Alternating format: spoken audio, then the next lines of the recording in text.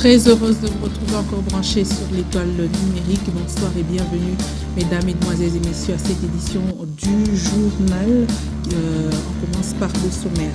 Francophonie et jeunes talents, c'est sous ce thème que se célèbre ce 20 mars la journée internationale de la francophonie, l'apport des espaces culturels français visibles dans la promotion de l'art et même de la culture. Après 6 mois d'obscurité, les habitants du quartier Bel Air, plus précisément à Chipandela, peuvent finalement compter sur l'arrivée prochaine de l'énergie de la Société nationale d'électricité. C'est ce jeudi qu'a débuté l'installation d'environ 3000 mètres de câbles électriques à la grande satisfaction des habitants de ce coin de Lubumbashi. Une fois de plus, bonsoir et bienvenue à cette édition du journal traduit en langage des signes par Rigen Kanyema. On va commencer par la francophonie. L'espace des pays qui partagent en commun la langue française célèbre chaque 20 mars la journée internationale de la francophonie. Pour cette année 2014, le thème est francophonie et jeunes talents. L'apport des espaces culturels français est visible dans la promotion de la culture et de l'art, nous disent Célestin Muganza et David Ndala. Francophonie et jeunes talents, c'est le thème retenu pour la célébration de la Journée internationale de la francophonie ce 20 mars 2014. Ce thème vise l'encadrement de jeunes dans tous les domaines, car la langue française, en tant que telle, est un vecteur de communication et de rapprochement entre les peuples. Cependant, cet accompagnement est plus orienté dans le domaine de la culture et art, notamment la musique, le théâtre et bien d'autres. Grâce aux espaces francophones dans le monde, depuis quelques années, des talents sont révélés et promus, une attitude saluée aussi par des intellectuels louchois. En fait, dans mon domaine, moi je dirais que l'impact est positif. Pourquoi? Parce que la France nous a donné l'espace culturel. Dans l'espace où nous sommes, c'est l'espace français. Ça nous a donné donc cette opportunité de se produire ici, de faire la musique ici. Donc la France nous produit ici, alors que le Congo n'a pas un centre culturel congolais. Donc on profite de cet espace français pour présenter nos histoires. L'impact qu'il y a, c'est que je parle français, je présente mes œuvres en français et je m'inspire et je réfléchis toujours en français quand je présente mes œuvres au public. Il s'avère qu'il y a deux opinions qui sont quasiment partagées. Il y a une opinion qui pense que l'accompagnement de l'OIF en RD Congo n'a pas un impact vraiment solide et une autre qui pense le contraire. Bien entendu, en ce qui me concerne, je suis de cette opinion-là qui passe le contraire dans la mesure où il y a vraiment un accompagnement de l'OIF au niveau de la RD Congo. Rappelons que la République démocratique du Congo assume la présidence de la francophonie depuis 2012 et a organisé avec succès le 14e sommet de la francophonie à Kinshasa. Grâce à cette présidence, le 2e forum des femmes de l'espace francophone a été aussi accueilli à Kinshasa avec plus ou moins 3000 participantes, à l'issue duquel des résolutions et recommandations visant l'épanouissement de la femme francophone ont été retenues. Le Sénégal succédera à la République démocratique du Congo à la présidence de la francophonie en organisant en 2015 le 15e sommet des chefs d'État et de gouvernement des pays francophones. Une autre célébration ce 20 mars, c'est celle de la journée de l'hygiène bucco-dentaire, une journée décrétée par la Fédération dentaire internationale dans le but de lutter contre les maladies dentaires. Selon le docteur Lengue, un médecin dentiste, brosser les dents après chaque repas est nécessaire pour l'hygiène bucco-dentaire. Ege Tchala et Sylvain Moutambaye. Célébrant de sourires sains pour une bouche saine, c'est sous ce thème que le monde célèbre la journée de l'hygiène bucco-dentaire. Une bonne hygiène bucco-dentaire permet d'éviter plusieurs maladies qui touchent la dent et même une mauvaise haleine, comme l'explique Dr Lengue, spécialiste en la matière. Un bon brossage doit se faire après chaque repas. La mauvaise haleine ou la litose, comme terme propre, ces causes sont locales. Et puis elles sont aussi à distance. Local, c'est par rapport à l'hygiène bucco-dentaire qui n'est pas très bonne. Il y a les débris alimentaires qui vont toujours s'accoler aux dents. Et ces débris alimentaires, quand vous ne brossez pas très bien, ils vont rester, ils vont commencer à fermenter. Et la bouche va dégager, va sentir mauvais. Mais il y a aussi, si vous essayez d'inspecter la bouche et qu'il n'y a pas ces causes locales qui sont révélées, alors là vous allez penser aux causes qui sont lointaines. Elles peuvent être d'origine respiratoire. Quelqu'un qui fait par exemple une sinusite, comme une sinusite, c'est au niveau presque des cavités qui sont en rapport avec le nez. Alors cette sinusite, si elle est purulente, tu vas, en respirant, tu vas croire que ta bouche sent mauvais. Et il faut dire que nous respirons aussi par la bouche et ça peut toujours refluer à partir de la bouche. Ou alors c'est digestif, au niveau du tube digestif, partant de la bouche elle-même, ou c'est peut-être au niveau de l'œsophage, ou alors c'est encore plus loin au niveau de l'estomac. Quelqu'un qui fait des reflux gastro-œsophagiens, ces reflux-là, s'il y a un problème au niveau de son estomac et que les odeurs-là peuvent toujours refluer aussi au niveau de la bouche. L'usage de dentifrice, la brosse traditionnelle ou moderne n'ont vraiment pas de conséquences néfastes sur la santé humaine. L'avantage de cette liane, c'est que la personne se promène avec dans sa poche. C'est à tout moment qu'il promène cette tige dans la bouche, mais ça lui rend un très bon service au fait. Sans pas de dentifrice, avec cette liane, ça l'aide quand même à empêcher que les débris alimentaires se restent collés. Je ne connais pas d'inconvénient de ça, mais le seul problème c'est qu'on l'utilise sans pâte dentifrice. Mais parce que la pâte dentifrice, ça c'est... Les études ont été menées et on a trouvé qu'il y a beaucoup d'avantages avec la pâte dentifrice. À l'occasion de cette journée, une enquête sur l'état bucco-dentaire a été organisée dans une école de la place pour les enfants âgés de 12 ans, et cela dans le but d'observer jusqu'à quel point les enfants gardent leurs dents propres. Ce 20 mars, on célèbre aussi les contes. Hier, comme aujourd'hui, le conte a toujours son importance dans l'éducation des enfants au sein de la famille, loin de leurs grands-parents, dont la plupart vivent au village. Les parents, par devoir, peuvent souvent recourir au conte pour inculquer aux enfants certaines vertus de la vie. Et puis, autre chose à présent, le cheval de bataille de la mairie de Lubumbashi est d'amener les contribuables louchois s'imprégner de la culture fiscale pour enfluer les comptes du trésor public et permettre aussi à la hiérarchie de la province de répondre aux attentes des gouvernés. Le maire invite les louchoises et louchois à payer leur impôt foncier avant les échéances pour être à l'abri des pénalités et contraintes de la loi en vigueur. Maurice Mazel nous en parle. Les bourgmestres de communes, les chefs de quartier, les chefs de rue et avenues ont pris part à une importante réunion de sensibilisation relative à la campagne de la paye de l'impôt foncier ainsi que de l'impôt sur les revenus locatifs. En présence du maire adjoint et du directeur provincial de la DERCAT, le maire Jean-Oscar Sangouza Mutunda a d'abord pris à témoin les louchoises et louchois sur la volonté et le dévouement du gouvernement provincial du Katanga qui construit et réhabilite les routes, les écoles, les hôpitaux et plusieurs autres infrastructures parce qu'au jour le jour, les contribuables louchois adhèrent au civisme fiscal. Ensuite, l'autorité urbaine a impliqué les bourgmestres et tous les cadres de base dans la campagne de la paye de l'impôt foncier pour maximiser tant soit peu les recettes de l'État. En principe, l'impôt foncier devrait être déclaré et payé du 1er janvier au 2 février de chaque année. Le taux est proportionné en 4 catégories selon que l'on a un immeuble ou soit un terrain vide dans la commune de Lubumbashi, dans la commune de Kampimba, dans la commune de Roachi et les autres communes. Après les différents exposés au sujet du civisme fiscal auxquels les louchoises et louchois sont assujettis, quelques bourgmestres de communes et chefs de quartier ont posé des questions afin d'éclairer leur lanterne. En somme, a renchéri le maire Jean-Oscar Sangouza Mutunda, payer l'impôt au Katanga permettra aux autorités provinciales de mettre en marche la révolution de la modernité.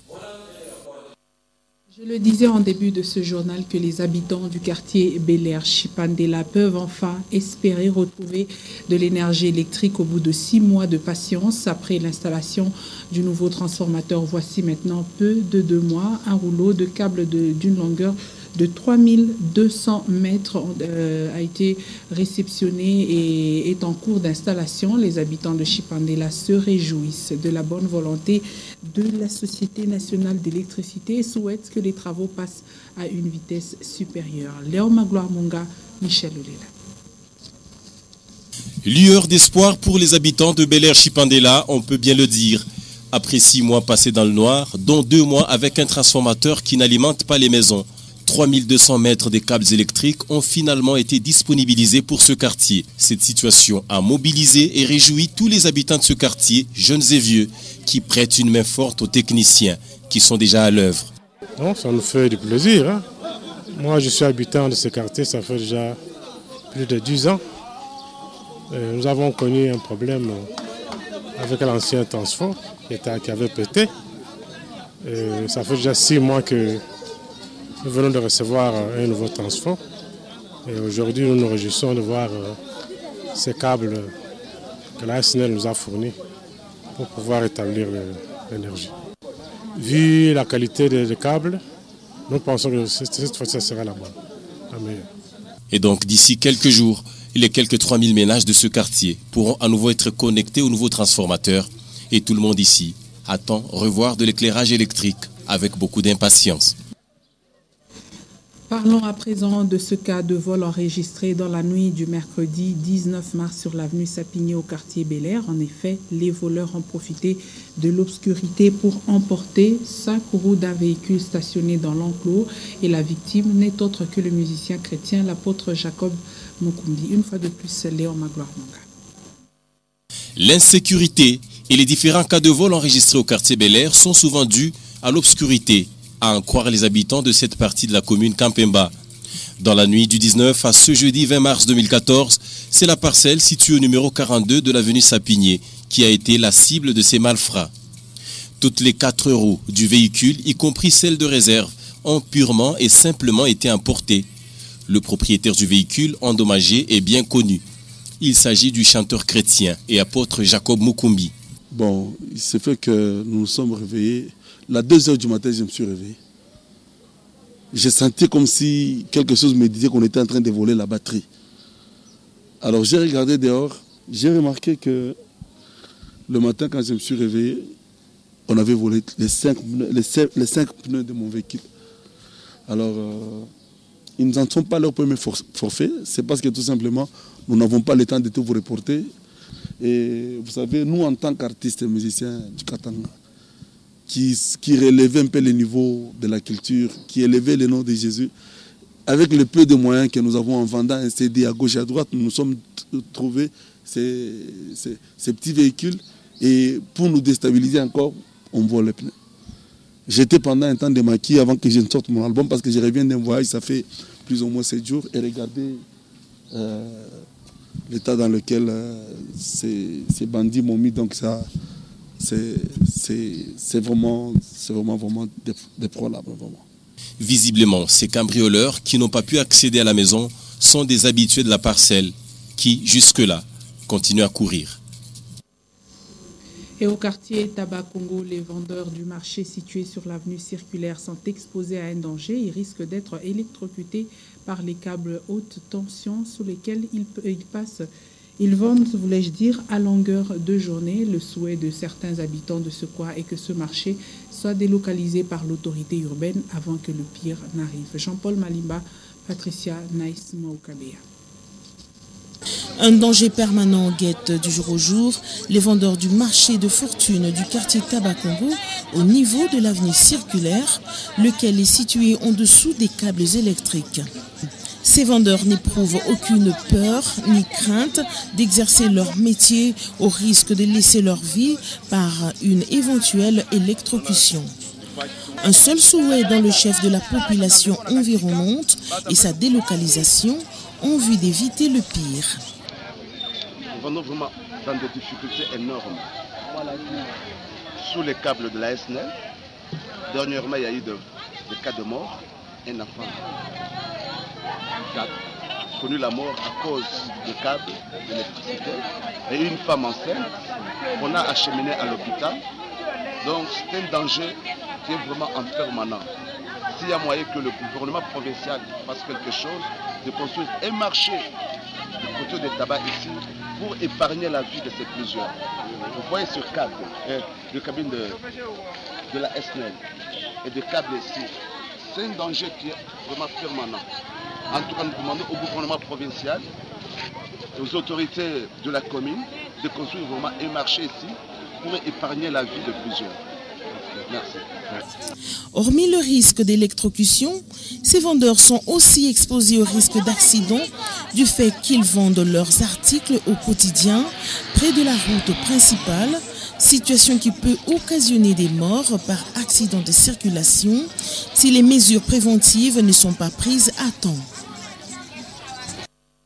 Après la déclaration faite par la Fondation katangaise en ce qui concerne la crise au sein de l'association socioculturelle Luanzo Lwami Kuba, celle-ci vient de repliquer ce jeudi 20 mars. Elle recommande à la Fondation katangaise, voulais-je dire, de cesser d'entretenir pareille confusion. Suivez donc à ce sujet Agé Matembo, porte-parole de Luanzo Lwami Kuba Rénovateur, au micro de Sylvain Moutambaye. C'est avec un immense étonnement et grande surprise que nous, membres du comité exécutif national de Luanzo Lwami Kuba, véritables détenteurs de la légitimité communautaire, avons suivi par la voie des ondes la communication de la Fondation katangaise ayant pour objet la prétendue crise au sein de Luanzo Lwami Kuba et l'énoncé de certaines résolutions qui auraient été prises ensuite d'une rencontre entre deux de nos représentants et quelques affidés du triumvirat résidiaire du comité national sortant, et dont le mandat statutaire a pris fin depuis le 8 août 2013, voire les accords consensuels de Mani Plaza. Usant de notre droit légal de réponse, nous relevons le point ci-après. Faut-il tout d'abord rappeler que le mandat de membre de la Fondation katangaise a déjà pris fin depuis une décennie. En définitive, il sied de recommander à la dite fondation 1. D'ouvrir la Fondation katangaise à la démocratie par le renouvellement de ses membres dans le meilleur délai, car aujourd'hui, ils ne détiennent plus aucune qualité pour parler au nom de nos communautés. 2. De privilégier et en attendant l'essence de la vérité et non d'entretenir un clientélisme de bas étage et indigne de notre chère province. 3. De s'abstenir à l'avenir, d'entretenir pareille confusion et de se comporter en véritable église au milieu du village et non comme une véranda au service des causes inavouées. 4. De vous informer que la suspension de la participation de Luanzo Lwami Kuba aux activités de la Fondation katangaise jusqu'à la mise en place d'une nouvelle équipe de sages dans les meilleurs délais. 5. De vous rappeler, s'il le fallait encore, que l'organisation des élections soupe relève de notre communauté et non d'une structure des ouettes ayant perdu depuis le 8 août 2013 toute légitimité. Parlons sport à présent. Le tout-puissant Mazembe Anglebert est arrivé depuis hier en Côte d'Ivoire en prévision du match aller de 8e de finale de la Ligue des champions de la Confédération africaine de football qui l'opposera à Sewe Sport de la Côte d'Ivoire. Suivant ce reportage de nos envoyés spéciaux Christopher Chitamba et Séverin Katon. Parti de Lubumbashi à 8h en local, le tout-puissant Mazembe n'a pu joindre Abidjan, la capitale ivoirienne, qu'à 21h, heure de Lubumbashi, avec 2 escales à la clé. D'abord, Kinshasa, capitale de la République démocratique du Congo, ensuite Douala au Cameroun pour le ravitaillement. Dans l'obligation de faire un résultat positif, le TP semble déjà avoir entamé avec ses fatigantes heures de vol son parcours de combattant. 20 joueurs sont retenus sur la liste de Patrice Carteron. On y trouve Bwana Ali Samata, remis de sa blessure au gros orteil, Thomas Ulimwengu, mais aussi Jonas Sakouara, déjà titulaire en 16e de finale contre les Brésiliens de Bepanda, les Astres de Douala du Cameroun, et dans l'effectif, on retrouvera aussi Ousmane Sissé, ce qui fait penser à l'option offensive qui sera probablement privilégiée. Descendu à l'aéroport militaire d'Abidjan, la délégation emmenée par Mohamed Kamonia prendra encore près de 40 minutes de route avant d'atteindre l'hôtel, leur nouveau quartier général. La journée passée entre deux avions sans entraînement semble ne poser aucun problème au staff technique qui y avait pallié depuis Lubumbashi. On avait de toute façon décidé de travailler très dur lundi et mardi avec 2 matchs amicaux consécutifs pour que vraiment l'ensemble des joueurs ait le maximum de temps de jeu, notamment ceux qui n'avaient pas joué dimanche. Un match amical où ils ont tous évolué à peu près 80 minutes lundi matin et un deuxième match amical où on va dire que tous les joueurs qui ont fait le déplacement, les 20 joueurs ont fait 45 minutes chacun également mardi matin. C'était en prévision de cette journée du mercredi qui était consacrée uniquement au transport. Alors vous gagnez ces 2 matchs amicaux par 7, 8 buts. Est-ce que cela répond vraiment à vos attentes quant à la préparation par rapport à ce match contre COI Sport? Oui, parce que le contexte, je vais vous faire une confidence, on va jouer un petit peu différemment parce que cette équipe de CV Sport est un adversaire est un gros calibre et tactiquement on va jouer différemment. C'est pour ça que j'ai souhaité vraiment quelque part un petit peu à huis clos et dans l'anonymat qu'on puisse beaucoup travailler tactiquement sur cette journée de lundi et de mardi et de ne pas aligner justement l'ensemble des joueurs qui risquent de démarrer dimanche parce que ça aurait été trop visible quelque part. Voilà, après je pense que nos joueurs majeurs avaient également besoin de souffler un peu et c'est pour ça qu'on a travaillé très dur lundi et mardi et je les ai trouvés en tout cas très réceptifs à ce nouveau schéma de jeu. C'était déjà un parcours de combattant pour les Corbeaux du tout-puissant Mazembe Onglebert d'arriver en Côte d'Ivoire, précisément à Abidjan. Il y a quelques minutes, la délégation qui nous a amenés ici des Corbeaux vient d'arriver à Sototel, l'hôtel du Golfe, très reconnu au monde pour avoir autrefois abrité, après les conflits post-électoraux, le siège administratif d'Alassane Ouattara, aujourd'hui président de la Côte d'Ivoire. Depuis Abidjan en Côte d'Ivoire, Christopher Chitamba, Jean-Pierre Kadimangandou et Séverin Katamboa pour Nyota Radio et Télévision et Digital Congo. Et avant de clore avec cette édition parlant femmes sous les projecteurs et celle qui échange avec Linda Lukalou ce soir et Madame Thérèse Ilunga, mère de famille, elle encadre les enfants en rupture des liens familiaux au centre Boumi. Suivant Thérèse Ilunga sous les projecteurs de Linda Lukalou.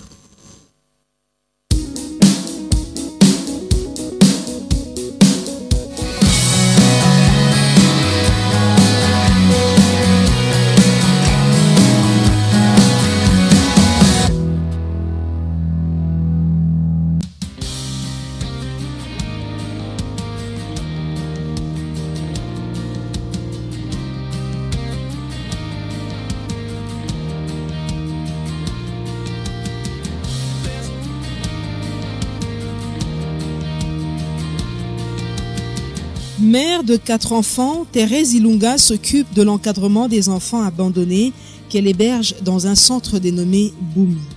Cette organisation a été créée depuis 1995 à Lubumbashi. Thérèse Ilunga a fait des études en sciences hospitalières et détient un diplôme de licence en santé publique et développement. Je suis maman, mère de 4 enfants. Et puis, comme je vous ai dit, j'ai fait 9 ans en Europe. Donc toutes mes études, je les ai faites là-bas. Mais entre-temps, j'étais toujours attirée de rentrer dans mon pays. Parce qu'en fait, on se découvre et on découvre chez soi. Le problème, c'est surtout quand on s'éloigne. Et ça m'a poussé à me dire non, ce n'est pas possible que je vive ici, où ils ont plus de chances d'améliorer leurs conditions de vie. Bien sûr, il y a des problèmes des gens en situation difficile. Mais je voyais l'image de l'Afrique qui m'a totalement bouleversée en me développant, en observant. Je me dis, je rentre à la maison, je rentre chez moi, je vais servir le mien. Et c'est comme ça que nous avons créé, mon mari et moi, fondé cette ONG avec des amis. Les enfants qui sont hébergés ici sont abandonnés par leurs parents et sont souvent accusés de sorcellerie. Chose que Madame Boumi ne sait expliquer parce qu'elle n'a jamais vécu un fait surnaturel. C'est triste à dire, mais les enfants qui sont rejetés par les familles, 50% des enfants que nous recevons, ils sont accusés de sorciers.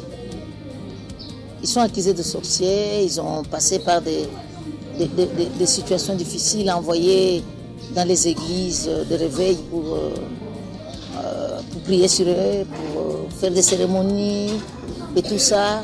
Ces enfants-là, c'est quand même dommage, parce qu'on les garde depuis des années. Bon, honnêtement, moi, je n'y crois pas à la sorcellerie. Moi, je crois à la force de Dieu, parce que vous savez, le diable, quand vous en parlez beaucoup, et en fait, vous lui donnez de valeur. Moi, je n'y crois pas, je crois en Dieu. En tout cas, Dieu nous protège, et jusqu'à présent, ces enfants avec qui nous sommes bien. On n'a jamais rencontré, je peux dire, aucun problème là-dessus. Il faut de la volonté pour nourrir, scolariser, vêtir et même offrir un toit à ces enfants qui n'ont jamais demandé de naître au vu des difficultés que rencontre ce centre. C'est un grand travail. On a pris de l'âge là-dedans. Je ne dis pas qu'on est fatigué, mais on pense à la relève parce qu'on s'est dit 20 ans que vous mettez au service des enfants et l'avenir, c'est trouver des plus jeunes pour prendre la relève. Donc le moyen, c'est difficile parce que les enfants, quand on les reçoit, on ne se dit pas on termine ce groupe et ça finit, ça s'arrête là. Donc c'est chaque jour, chaque semaine, chaque mois que les enfants nous viennent. Aujourd'hui, à Boumi, ici, à Boumi, Kamalondo, il y a 40 d'enfants, 41, qui vivent ici, que nous devons prendre en charge. Donc, ce n'est pas évident. Ce n'est pas évident. Donc, il faut vraiment des moyens pour élever un enfant, parce qu'on les reçoit aussi petits, qui ont 1 an, 2 ans, mais on reçoit ceux des grands qui ont besoin d'aller à l'école. Ça demande vraiment des moyens et du temps, mais aussi de la disponibilité. La réinsertion des enfants dans les familles est le premier objectif de ce centre, mais elle se fait de façon progressive avec bien sûr l'appui ou l'implication des familles. Dans le programme protection, nous avons la protection elle-même, ça veut dire accueillir les enfants en difficulté, en situation difficile, des garçons et des filles, bien sûr vivant dans les sites éloignés, parce qu'il y a Caravia, il y a Kamalondo.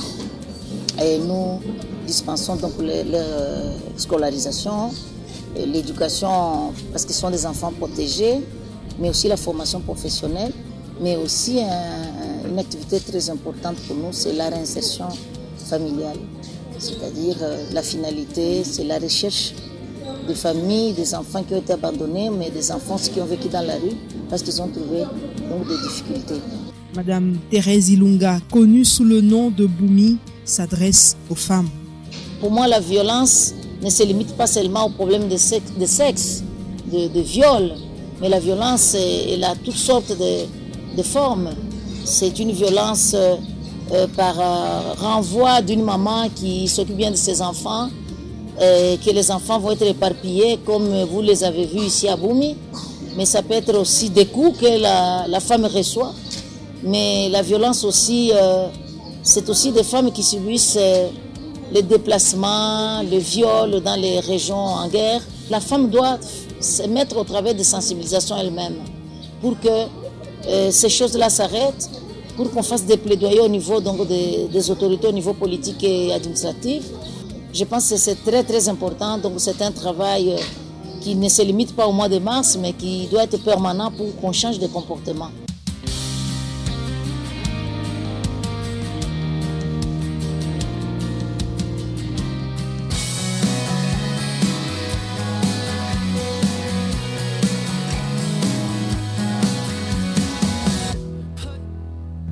Ainsi prend fin cette édition du journal. Je vous rappelle ses principales articulations avant de nous séparer.